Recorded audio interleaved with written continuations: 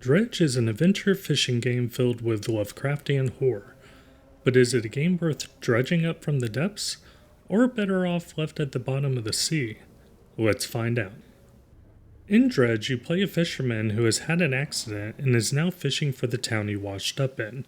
The town has an odd vibe to it, and it's not long before you realize that not all is what it seems, and there is something potentially sinister happening. While you're doing your normal fishing rounds, you'll pull up a mutated version of a fish known as an aberration. When you bring it back to town, the fishmonger you sell it to seems pretty pleased to see it and pulls something out of the fish. It is at this point a person that's known as the collector contacts you, explaining that the item that is found is a relic and sends you out to collect the other relics he wants using a piece of dredging equipment he installs on your boat.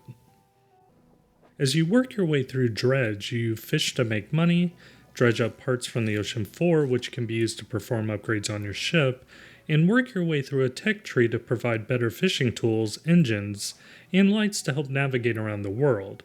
There is a day-night cycle in the game, and the hours can pass quick as you're fishing or dredging. This can become a problem since once night comes, things start to get really weird. You have a sanity meter that if you don't rest at one of the many docks around the islands, will start to bring out monsters and other weird interactions while out on the water. Fishing and dredging are made up of different little mini games attached to them where you need to perform the right actions to bring up the fish or items. The mini games attached to the fish are not the same either and change up based on the type you're pulling up, so you will always need to be paying attention each time doing one. You also need to manage your catches and anything else you pull up from the ocean floor or decide to transport around. Your cargo hold is a grid where each item you pull up from the sea slots in different ways. It reminds me a lot of managing inventory when playing games like Diablo or Path of Exile. When you first start to play the game, you are very limited in space and are making frequent trips back to the dock to sell. But this does ease up over time as you continue to upgrade and get more cargo room. You will also get requests from locals to bring back certain items or help them relocate. I even had a request I failed.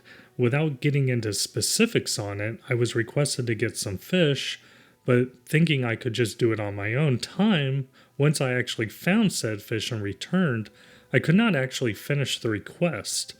This then actually brought a more sense of urgency on the request I stumbled on going forward. I'm honestly not sure if this request could have even been completed, but either way, it was an experience that altered how I handled them. As you turn in relics to the collector, he will also provide you with powers to help you continue on your journey, like giving you the ability to move faster for short bursts, but these usually come at a cost, like potentially damaging your ship if you use it too much, or upping your sanity meter faster. The game does an amazing job with atmosphere. The nights are dark and creepy, and as I mentioned before, the longer you stay awake before resting, the more you start to freak out and things start to really go south. There is a real sense of being alone as you make your way across the open sea, especially when rain starts rolling in and lightning strikes in the distance. It's really a sight to behold. Since you spend all your time on the water, they made sure the water effects are pretty top-notch. The water lowers and rises about as you would expect. You can see the fish swimming just below the surface, and you'll stumble across dolphins and whales as well as you travel about. I also love the touches of seeing the wind and it changing patterns. The monsters in the game are just downright frightening as they surface and usually are quite large compared to your little vessel as well. The lighting in the game is also really great. You can see the lights on the buoys as they are just drifting about at night, and the towns will light up and act as beacons that you can follow to race back to shore. The relics you need to find also will throw up giant, creepy pillars of light into the sky. The music and the sound effects are about on par with what I would expected. I can't say there were any standout moments in the game for me, but the sound effects of dredging and boating along, the lightning strikes, the rain, they all did their part, and the music always had kind of a tinge of sorrow attached to it. I really enjoyed my time with Dredge. It's just long enough not to overstay its welcome, the story was really interesting, and I enjoyed all the interactions with the different residents littered across the islands.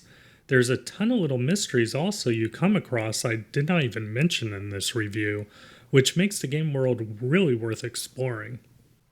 If I had any real criticisms overall, it would be that I prioritized upgrading my boat well before anything else because I wanted to stay out on the water more and return to the ports less. Something I kind of wish worked a little bit more organically into the game. Also, the last two areas to obtain relics did start to get a little tedious, having to constantly deal with its inhabitants. I also want to point out that while replaying Dredge to record the footage for this review, they dropped their first big update, which includes a photo mode, a passive mode, new aberrations, and a bunch of new random encounters, one of which I actually stumbled across while recording. Another free update is planned, which is supposed to include boat customizations, and then they will have also a paid DLC to add more story beats to the game. Dredge is a fantastic game and I highly recommend you check it out. It's a great mix of fishing and mystery, two words I honestly thought I'd never say together, but it works so well and they did a great job with it. So those are my thoughts about Dredge, but what did you think about Dredge? Let me know in the comments below and as always, thank you for watching.